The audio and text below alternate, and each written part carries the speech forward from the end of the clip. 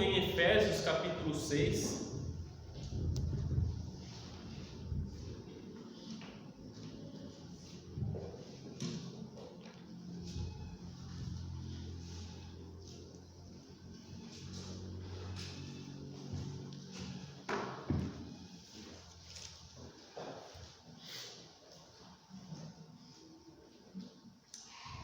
Então, logo que começou toda essa pandemia, né, as igrejas, as escolas foram fechadas, as crianças, jovens, adolescentes tiveram que ficar em casa com os pais.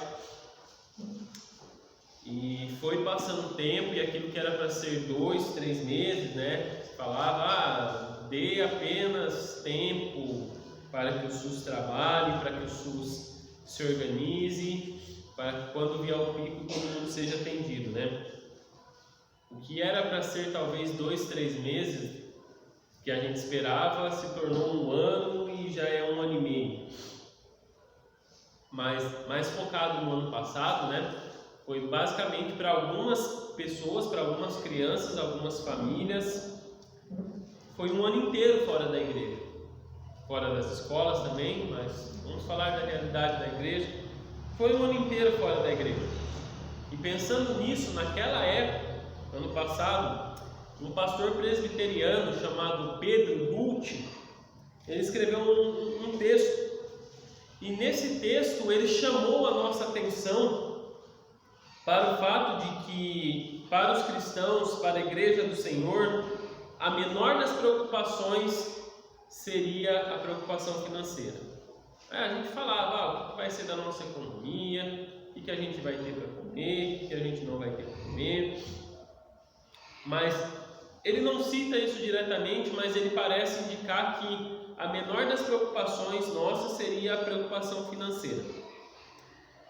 Muitos de nós ficamos pensando em nossos empregos, falando sobre o nosso trabalho ser essencial, mas poucos de nós falaram sobre os efeitos da pandemia e do isolamento social no coração das nossas crianças.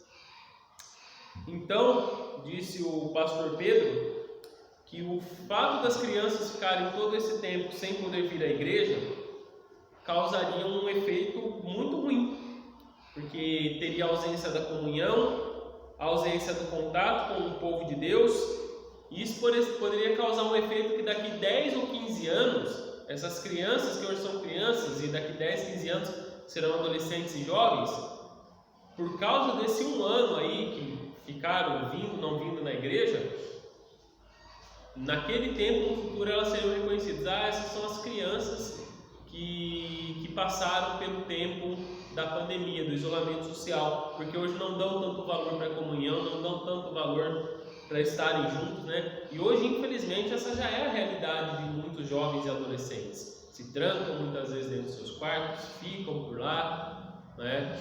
Não tem muito contato social. Já dizem que até essas crianças, né, esses adolescentes e jovens já saem mais tarde da casa dos pais. Eu, com 20 anos de idade, eu já morava sozinho, né? Por forças maiores, inclusive, né? O meu pai estava vivo, mas por forças maiores eu tive que ir morar sozinho. Mas hoje em dia você chega a ver pessoas de 25, 30 anos ainda morando com os pais. Então já saem mais tarde da casa dos pais. Então ele comenta, e esse é o ponto essencial do seu texto, que a pandemia escancarou a necessidade dos pais assumirem a educação cristã dos seus filhos, assumirem para si a responsabilidade de educar os seus filhos na fé. Mesmo em tempos normais, o melhor ministério infantil não é o suficiente para ensinar a palavra de Deus de forma satisfatória se os pais não reforçarem isso em casa. Então, nós oramos por 3 crianças aqui, elas estão vindo domingo após domingo, só que a gente sabe que uma vez por semana, para nós mesmo, para mim, uma vez por semana não é o suficiente estar em contato com a Bíblia. Eu preciso estar em contato todos os dias. Imagine para a criança, que sua mente é como uma esponja, né, que absorve tudo, que está em processo de formação. Imagine para uma criança o efeito que tem ficar longe da Bíblia a semana toda. Então ele termina dizendo o óbvio, dizendo que nós teremos uma tragédia no futuro se não assumirmos essa responsabilidade para com as nossas crianças, para com os nossos filhos. Talvez não seja mais criança, talvez já seja jovem, adolescente o teu filho, mas ainda assim ele é o teu filho. E outro dia eu estava conversando com um colega pastor, e a igreja dele agora que está retornando os cultos presenciais. Depois de 1 ano e meio agora que estão retornando os cultos presenciais. E ele falou que já começaram a pressionar para voltar ao ministério infantil, já começaram a olhar para a esposa dele, tem que voltar ao ministério infantil, tem que voltar ao ministério infantil. Aí ele chegou com um dos irmãos que estava pressionando e falou assim: meu irmão, o teu filho, ele assiste as transmissões da igreja contigo? Aí falou: não assiste. Então como é que você quer forçar a gente a atender uma necessidade que só você pode do teu filho? O que nós lemos na Bíblia, no famoso João 3,16, é que Deus, o Pai, amou o mundo de tal maneira que Ele enviou o seu Filho. Ele deu o seu Filho unigênito para que todo aquele que nele crê não pereça, mas tenha vida eterna. Deus, o Pai, o nosso maior modelo de um Pai, Ele presenteou o mundo com Jesus, com a palavra viva, com o verbo vivo. João 1,1 diz: no princípio era o verbo estava com Deus e o verbo era Deus. E esse verbo, João 1,14, ele se tornou carne e habitou entre nós. A palavra viva de Deus habitou entre nós como um presente enviado pelo próprio Deus Pai. Isso já nos diz que se nós, como pais, quisermos honrar a Deus, que nos confiou filhos, nós devemos fazer como Ele. Nós devemos presentear esse mundo com filhos educados na disciplina do Senhor. Efésios 6,4 diz assim: pais, não tratem seus filhos de modo a irritá-los, antes eduquem-nos com a disciplina e a instrução que vem do Senhor. Só esse versículo. Não irritem seus filhos, né? É o que diz a palavra de Deus. Não irritem seus filhos. E esse texto pode até parecer esquisito para nós. Outras traduções vão dizer: não provoquem seus filhos a ira. Agora acontece que no contexto romano da época de Paulo, no contexto que Paulo vivia, a lei que falava sobre a relação de um pai com o seu filho era muito estranha. Então, para começar, um filho só poderia vir ao mundo pela permissão do seu pai. Como assim? Não é a mãe que dá a luz, que gera o filho? Sim.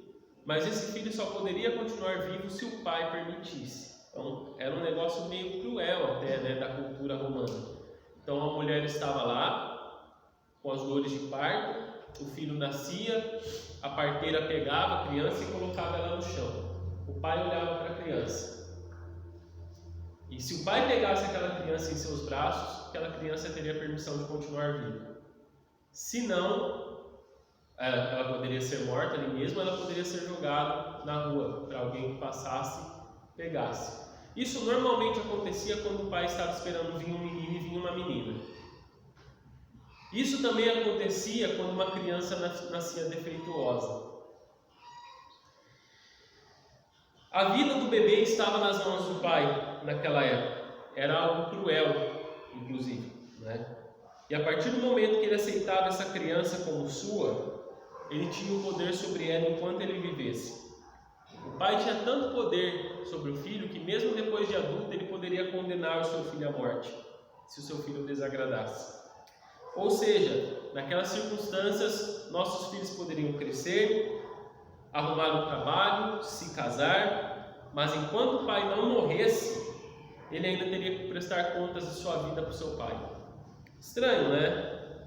Então, nessas circunstâncias, um pai poderia impedir o crescimento do seu filho. Crescimento emocional, crescimento como pessoa, como um ser humano, não é? Quando as coisas eram assim, a gente imaginava, a gente faz mais sentido que Paulo disse: não irritem seus filhos, não provoquem seus filhos a ira, porque com certeza era muito comum que filhos se irritassem com seus pais num contexto como esse. E por isso também que era tão comum que filhos matassem os pais, para que eles alcançassem a independência.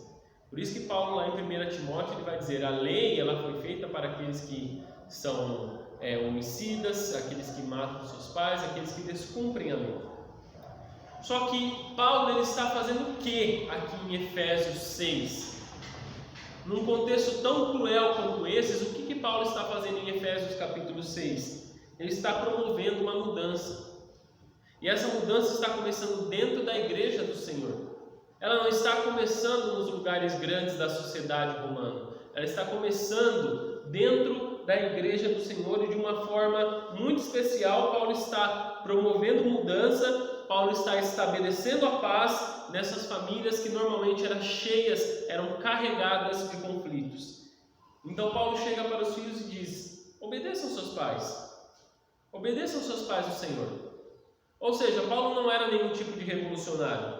Paulo não era nenhum tipo de manifestante dos direitos dos filhos, pedindo para que os filhos quebrassem tudo com seus pais em prol dos seus direitos. Assim como ele tinha dito já no capítulo 5, para que as mulheres se sujeitem aos seus maridos, como elas se sujeitavam a Deus. Paulo diz também para os seus maridos amarem suas esposas como Cristo amou a igreja e a si mesmo se entregou por ela.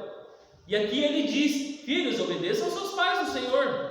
Em Colossenses ele diz: isso agrada a Deus, isso é da vontade de Deus, isso é bom diante de Deus, é um mandamento de Deus. Mas ele também se vira aos pais e diz: vocês também têm uma tarefa muito grande, uma responsabilidade enorme a cumprir.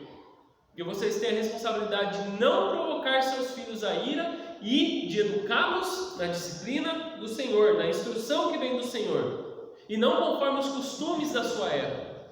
Não é a lei romana que deve mandar dentro do lar de vocês. Não são os costumes da sociedade que devem mandar dentro do lar de vocês, que devem reger a relação de vocês. Eduquem seus filhos nos caminhos do Senhor, na disciplina, na educação que vem do Senhor. Então, em vez de educarmos os nossos filhos conforme o senso comum, conforme o que é aceito na sociedade, conforme o que o mundo acha justo, nós educaremos os nossos filhos de acordo com aquilo que Deus acha justo. E sabe por quê? Sabe o que Paulo está dizendo aqui? Porque os teus filhos, eles carregam a imagem e semelhança de Deus, assim como você. Então a dignidade que eles têm dentro deles, a dignidade que eles têm como pessoas, não vem de você. Não é porque você teve relação com a tua esposa e você gerou aquele filho saiu do teu corpo, Não é porque ele saiu do teu corpo que ele benzeu uma parte, um pedaço de ti. Não é por causa disso que você tem total domínio sobre ele. Não, mais do que isso, foi Deus quem o criou. Foi Deus quem o trouxe a esse mundo. Não é pela tua permissão que ele veio a esse mundo. Não é porque você teve 5 minutos de prazer que ele veio a esse mundo. Ele veio porque Deus planejou e Deus tem um propósito para ele. Por isso você deve educá-lo de acordo com a lei do Senhor. Ou seja, quando temos qualquer conflito em nosso lar, conflitos que são normalmente gerados pelos costumes do nosso tempo, pela nossa sociedade, o que nós precisamos fazer é: coloque Cristo ali. Mulher, ame seu marido, se sujeite seu marido como você se sujeita ao Senhor. Homens, amem suas mulheres como Cristo ama a igreja. Filhos, obedeçam seus pais no Senhor. E pais, eduquem seus filhos, não irritem seus filhos, mas eduquem-nos na disciplina do Senhor. Ou seja, é tudo no Senhor. Tudo que fazemos dentro do nosso lar é no Senhor.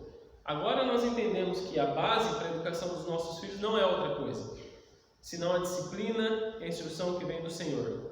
Ou seja, educamos nossos filhos com a palavra de Deus. E uma das formas de irritarmos nossos filhos é simplesmente deixá-los à deriva, deixá-los seguir os seus caminhos, deixar eles tomar suas próprias decisões, deixar eles se estreparem na vida, E depois que deu tudo errado, você como pai chegar diante dele e cobrá-lo por alguma falha. E começar a pesar na cabeça dele. Você já viu isso acontecer? Pais que não dão a mínima para os caminhos que os filhos seguem, e depois que dá tudo errado, eles ainda querem cobrar alguma coisa, né? Nunca se importou com o que o filho faz, deixa de fazer, e depois do nada, ele se faz de vítima e quer botar todo o peso nas costas do filho. Um dia, um pai veio se queixar comigo, né? Ele falou: eu queria que você conversasse com meu filho, porque olha, ele é muito malandro. Ele é muito malandro. Ele passa a perna fácil, não sei o que, começou a falar as coisas, né? Aí eu falei assim: meu irmão, eu com toda a cautela também, porque existem casos e casos, né? Cada caso a gente trata de uma forma, e esse era o caso de uma família que passou anos afastada do Senhor. Então, com toda a cautela do mundo, eu falei assim: meu irmão, olha só, teu filho saiu da igreja quando ele era um junior. Ele voltou já quase com um homem feito. Ele passou tantos anos fora da igreja porque você tirou tua família de fora da igreja e vocês se afastaram. Agora você não tem como cobrar dele que ele seja um homem santo, sendo que vocês acabaram de voltar para a igreja. Agora eu vou te falar uma coisa: faça uma coisa, se reúna com a tua família ao redor da mesa, abra a Bíblia, faça um devocionais juntos, mostra para o teu filho que você está mudado, que a maior preocupação dele era se o filho dele estava indo na igreja porque ele queria só para agradar o pai, né? Só porque ia ficar sozinho dentro de casa. Não, vai fazendo isso. E aí eu comecei um discipulado com o filho dele. Eu falei: cara, primeira pergunta que eu fiz no primeiro discipulado é: por que você está vindo na igreja? Aí ele falou assim: porque eu vi a mudança que meu pai teve na vida dele. Opa! Agora estamos chegando a algum lugar. Agora estamos caminhando, né? Então, olha que bênção, sabe? O pai dele todo preocupado por um lado, porque não fazia 2, 3 dias que a gente tinha conversado, sabe? Mas o filho dele talvez não sabia expressar muito bem, mas estava indo ali porque ele reconheceu que o pai dele mudou de vida. Então, claro, aí a gente vai construindo o caráter, né? Mas eu fiz questão de deixar claro para ele: cara, você não pode deixar de ensinar a palavra de Deus dentro do teu lar, como um pai, como um varão, como um homem de Deus. A responsabilidade é tua. Nada vai substituir. Teu filho pode vir aqui, ele pode conversar comigo, mas se ele não vê isso na tua vida, ele não vai querer, cara. Não vai querer.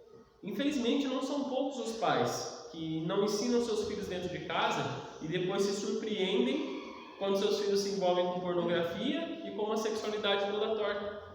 Quando saem por aí fazendo e acontecendo, não é? Pais, e aqui eu falo para mim também, que eu sou pai, eu ainda tenho muito capim para comer nessa vida como pai, ainda tenho muita coisa para provar ainda como pai, não simplesmente porque eu tenho algo para provar, mas porque eu vou ser posto à prova como pai, ainda quando meus filhos atingirem a adolescência, né? Mas eu vou dizer uma coisa para vocês: teus filhos vão aprender sobre sexualidade, teus netos vão aprender sobre sexualidade, de uma forma ou de outra. A escola vai ensinar, o amiguinho vai ensinar, a amiguinha vai conhecer teu filho e vai ensinar. É assim que vai acontecer, a não ser que você vá na frente e ensine primeiro. Ensine: olha, sexualidade foi algo que Deus criou. Deus nos criou para nos relacionarmos, para termos uma intimidade, mas tudo a seu tempo. Deus não criou mulheres para exporem seus corpos nus para outros homens verem. Isso não foi o que Deus criou. Isso tudo é um pecado contra Deus, porque a imagem de Deus também está naquelas mulheres, naqueles homens. Eles não foram feitos para dar prazer a outras pessoas.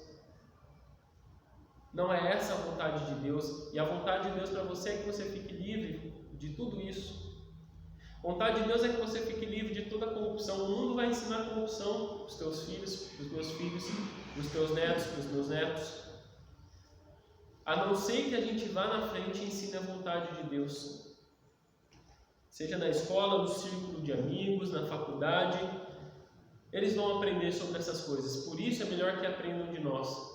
melhor que a gente dê a educação para que a gente não se surpreenda no futuro. Segunda coisa que precisamos entender nessa manhã é que os nossos filhos, eles são seres integrais. Antes de fazer algumas aplicações mais práticas, a gente precisa entender uma coisa muito importante. Nossos filhos são seres integrais, são seres humanos.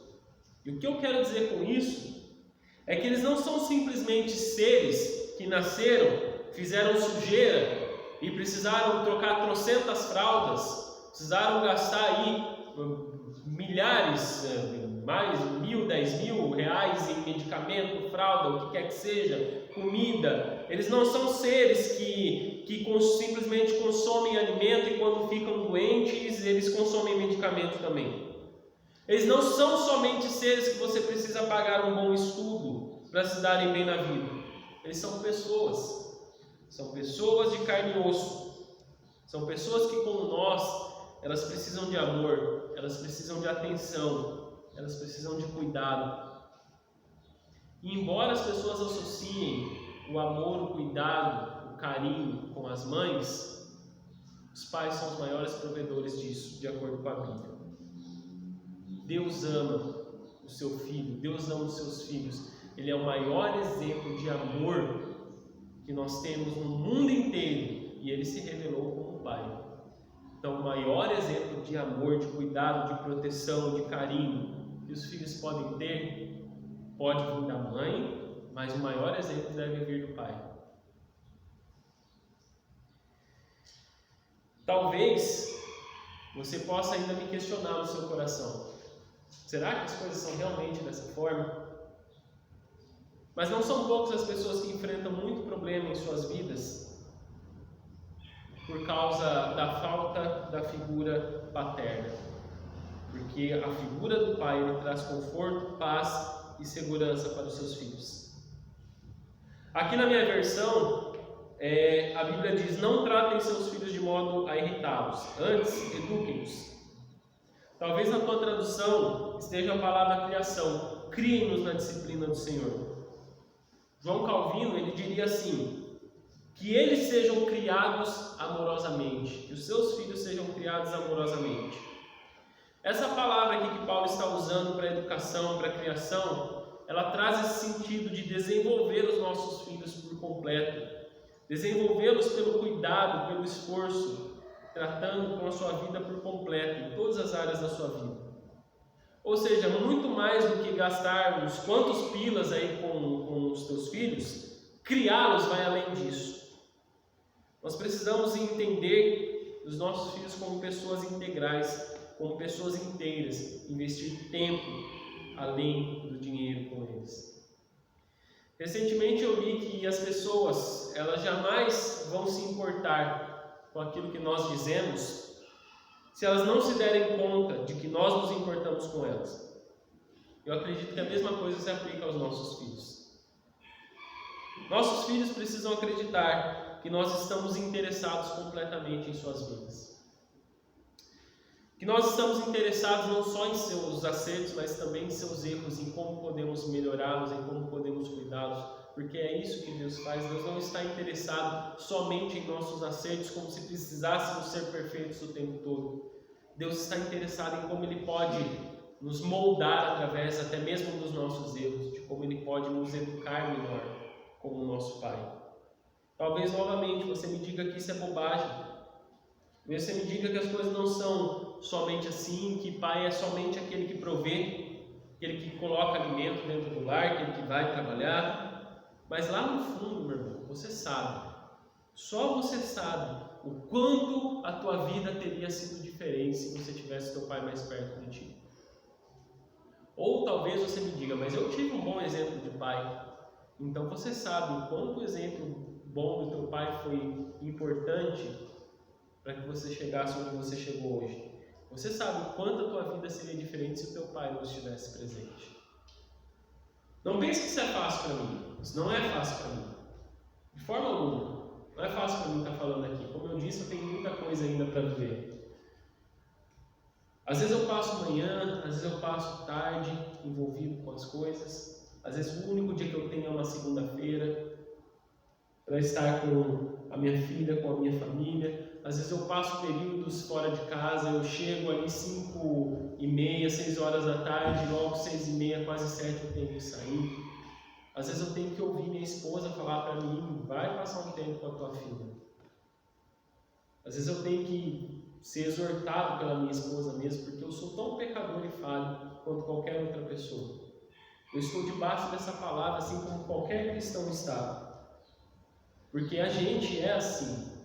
A gente quer sair, se envolver, a gente quer fazer as coisas acontecer. E a gente se esquece que a gente tem seres humanos dentro do nosso próprio lar. A minha tentação, e eu creio que a tentação de muitos homens, é trabalhar mais, para conseguir mais respeito, para conseguir mais dinheiro, respeito de todos ao nosso redor. Mas isso jamais pode substituir o tempo de qualidade com os nossos filhos. Então, normalmente as minhas folgas, são a segunda-feira ali, e esse é o tempo que a gente tem. É um tempo que eu estou tornando inegociável para a minha família, aos poucos. É um tempo que, se não fosse o tempo que estávamos vivendo, eu provavelmente já teria ido para outros lugares com a minha família, para conhecer, para levá-los para passear, porque a gente precisa desse tempo junto, a gente precisa de um tempo como família juntos. Há tempo de trabalhar, há tempo de conquistar dinheiro, mas há tempo de brincar. Eclesiastes 3 diz, há tempo para todo o propósito que se faz debaixo do céu. Esse tempo de brincar, de se envolver com os nossos filhos, se ele for sempre negociado, se o tempo que você tem com os seus filhos ele for sempre negociado com outras coisas que você coloca como mais importante, não importa o que a gente diga para eles, eles não vão acreditar em nosso amor. E por fim, precisamos ensinar a palavra de Deus. E agora sim a gente chega ao último ponto e a gente pode entender por que isso ficou por último. Ensinar a palavra de Deus. Não por importância, mas para a gente construir um pensamento. Nós precisamos cuidar integralmente dos nossos filhos. Isso inclui o privilégio de ensinar a eles a palavra de Deus. Antes da pandemia, isso já era indispensável, que nós ensinássemos nossos filhos dentro de casa. Mas agora se tornou mais urgente. Aquele estudo que eu citei no começo da mensagem, ele serve de alerta para nós que nós somos pais, não é? A condição espiritual dos nossos filhos, daqui a alguns anos, ela vai depender da nossa fidelidade no ensino das Escrituras. E a coisa que eu fico mais feliz a respeito da minha filha é que ela já se adaptou a algumas rotinas da casa, né? Por exemplo, quando a gente se senta ao redor da mesa para almoçar ou para fazer qualquer refeição, a gente ora antes, aí ela já junta as mãozinhas assim para poder orar. 2 anos e pouco, né? Isso ela já fazia há algum tempo atrás. Isso ela já pegou esse costume. A primeira palavrinha que ela falou foi amém. Isso é muito gratificante para mim. A gente às vezes subestima os nossos filhos dizendo que agora eles não entendem, quando eles tiverem um pouco mais de maturidade a gente começa a ensinar. Mas não, eles entendem, eles aprendem. Às vezes, quando a gente está fazendo nossas leituras bíblicas, ela não deixa nem a gente ficar com a Bíblia. Ela quer pegar a nossa Bíblia, até a Bíblia dela, a Bíblia infantil, mas ela quer pegar a nossa e ficar folheando e fazer que está lendo. E é por isso que eu peso muito nos homens, em mim. Eu peso em mim também isso, porque tanto dos homens, dos pais, daqueles que ainda vão ser pais um dia, aqueles que estão mais próximos, né? Daqueles que ainda nem casaram. De acordo com o contexto que Paulo nos ensina aqui, o responsável pela educação dos filhos eram os pais. Embora as mães sempre tiveram grande importância na formação dos seus filhos, não é? E eu não digo que as mães não devam ensinar seus filhos, elas devem, elas podem, devem, mas isso é só um complemento, porque a responsabilidade maior está em nós. O peso, a responsabilidade, a iniciativa recai sobre nós, sobre os homens. O recado de Paulo é para os pais. Essa é uma função paterna, se você é um pai cristão. É você que tem que abrir a Bíblia dentro da sua casa. Deuteronômio 6 nos mostra o mandamento de Deus para o seu povo. Esse mandamento era para que em cada lar houvesse o ensino da lei do Senhor, para que jamais, não importando o tempo que passasse, seus filhos se esquecessem. Prendam nos seus pulsos a lei do Senhor, coloquem nos umbrais da sua casa, para que onde as pessoas passarem, elas vejam que a lei está ali no teu lar. Mas acontece que a Bíblia nos mostra de forma muito explícita o que aconteceu quando os homens deixaram de ensinar seus filhos a respeito da lei do Senhor. E você pode conferir isso no livro de Juízes, por exemplo. A gente normalmente olha para o livro de Juízes como o livro de Gideão, que com 300 homens venceu um exército muito grande. A gente olha para o livro de Juízes como o livro de Sansão, que tinha uma força sobrenatural vindo de Deus, como um livro de grandes feitos de Deus. Mas tudo aquilo só era realizado porque havia um povo incrédulo, um povo que não conhecia a lei do Senhor, que precisava constantemente desses feitos poderosos para que Deus se mostrasse como o Senhor. O livro já começa falando em seus primeiros capítulos. O povo se esqueceu da lei do Senhor. Cada um fazia o que achava melhor. Cada um fazia o que achava bem melhor. E quando você lê a fundo as histórias que estão ali no livro de Juízes, você fala, meu Deus, você torce aquele livro e parece que sai sangue. Como é que um livro desse ainda está na Bíblia? Mas ali Deus está mostrando o que acontece com uma sociedade quando ela se afasta dos caminhos do Senhor. Um grande pastor e avivalista, Jonathan Edwards, ele aproveitou muito bem desse privilégio de educar seus filhos no Senhor. Ele nasceu no ano de 1703 e faleceu em 1758. Ele teve 11 filhos. E ele se dedicou a esses filhos por meio de cultos familiares. Quando nós ouvimos as histórias de Jonathan Edwards, ele era o cara que pregava e abalava corações, mas ele abalou o coração de sua família primeiro. E um homem, no ano de 1900, ele estudou o que aconteceu, ele levantou o que aconteceu com os 11 filhos de Jonathan Edwards e com toda a sua descendência. E ele descobriu em 1900 que havia 1.400 descendentes de Jonathan Edwards. 1.400 pessoas que vieram daquele homem de Deus. 13 deles foram administradores de faculdade. 65 foram professores universitários. 100 advogados. Um reitor de uma faculdade de direito. 30 juízes. 66 médicos. Um reitor de uma faculdade de medicina e 80 funcionários de cargos públicos, incluindo 3 senadores americanos, prefeitos de 3 grandes cidades, governadores de 3 estados, um vice-presidente dos Estados Unidos e um fiscal do Tesouro. Esses descendentes haviam escrito mais de 135 livros e editado 18 jornais periódicos. Muitos haviam ingressado no ministério e mais de 100 foram missionários. E outros integraram conselhos missionários. Olha só, 1.400 pessoas descenderam de Jonathan Edwards. Ele teve uma descendência fenomenal. Salmo 127, versículo 3 a 5 diz: Eis que os filhos são herança do Senhor, e o fruto do ventre o seu galardão. Como flechas na mão de um homem poderoso, assim são os filhos da mocidade. Bem-aventurado o homem que enche deles a sua aljava. Não serão confundidos, mas falarão com seus inimigos à porta. Olha só, nos dias de hoje nós vemos que quanto menos filho, melhor. Mas o Salmo 127, a palavra do Senhor está dizendo: os filhos são como flechas. Bem-aventurado o homem que enche a sua aljava desses filhos, ele não passará vergonha. E essa palavra se cumpriu na vida de Jonathan Edwards. Ele encheu a sua aljava de filhos, educou-os muito bem, e 1.400 pessoas bem-sucedidas surgiram dessa história toda. Pais, nós temos que assumir o protagonismo na educação dos nossos filhos. Então comece hoje, ore com os seus filhos. Talvez se você tem falhado nisso, é tempo da gente se arrepender e mudar. Esse é o tempo ideal para isso. Não há mais tempo da gente ficar se indignando, se lamentando porque o mundo está em desastre, sonhando com uma mudança repentina, com um presidente que vai nos salvar, se a gente não passa tempo educando os nossos filhos no temor do Senhor.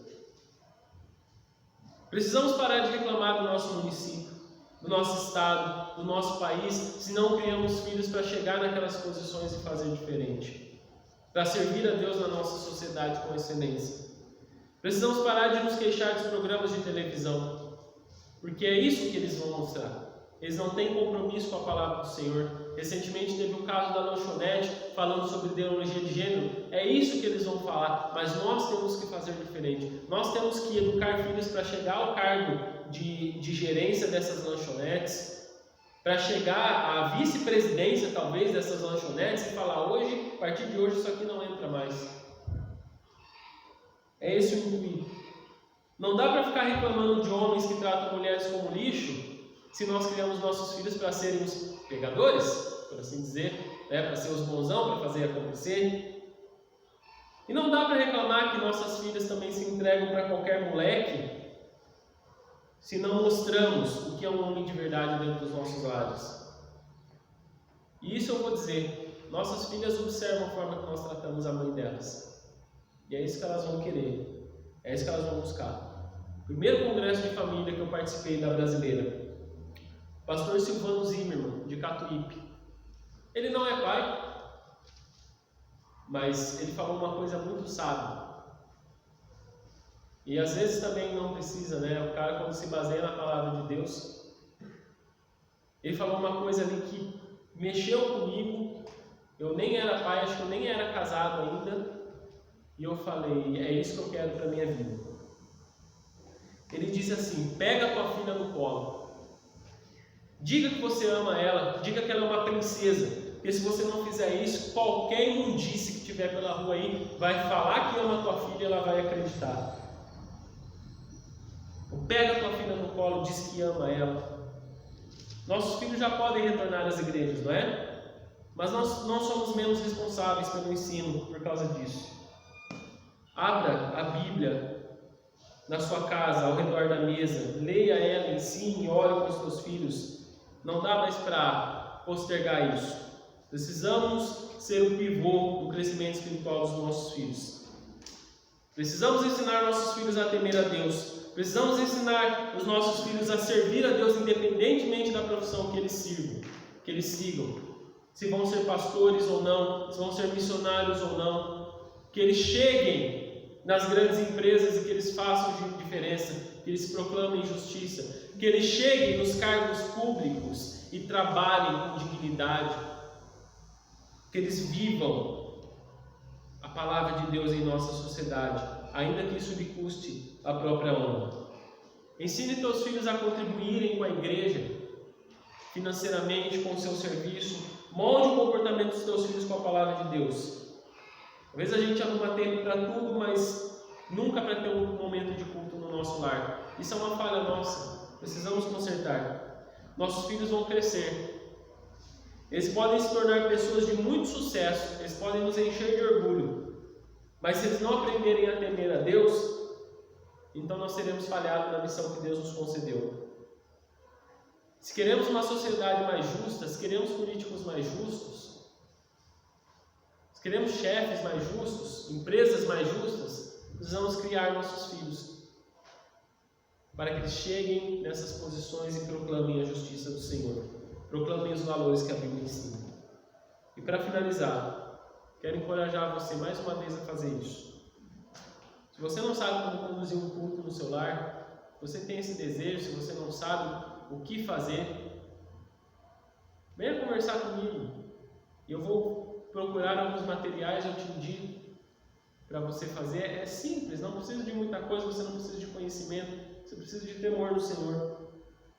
Mas não despreze o que o Senhor pode fazer por teu intermédio na tua casa, na tua família, na tua vida, na vida dos teus filhos, da tua esposa. nossos filhos serão educados de qualquer forma. Então nós precisamos fazer isso.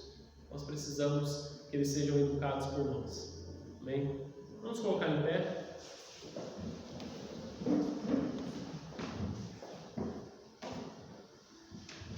Senhor, tem misericórdia de nós, porque nós somos homens que precisam de Ti, Senhor. Nós somos pais que precisam da Tua graça, Senhor. Nós também pecamos, nós também somos falhos. Nós não somos perfeitos, Senhor. Mas que o Senhor possa nos auxiliar, Senhor, nesse processo que o Senhor mesmo nos ordenou. Tua palavra diz que aquele que começou a boa obra em nós é de completá-la até o dia de Cristo Jesus. Então, é nisso que nós nos apegamos, Senhor. É no fato de que o Senhor está fazendo uma obra em minha vida, em minha casa, em minha família, e na vida, na casa, na família de qualquer irmão aqui. É nesse fato que nós nos apegamos para dizer: nós vamos ensinar os nossos filhos a temer a Ti. Nós vamos ensinar a nossa família a servir ao Senhor. Que a Tua graça se apodere de nós poderosamente e nos capacite a fazer isso, para a honra e glória do Teu nome, Senhor. Amém. Antes dos irmãos irem embora, quero chamar a Elisandra.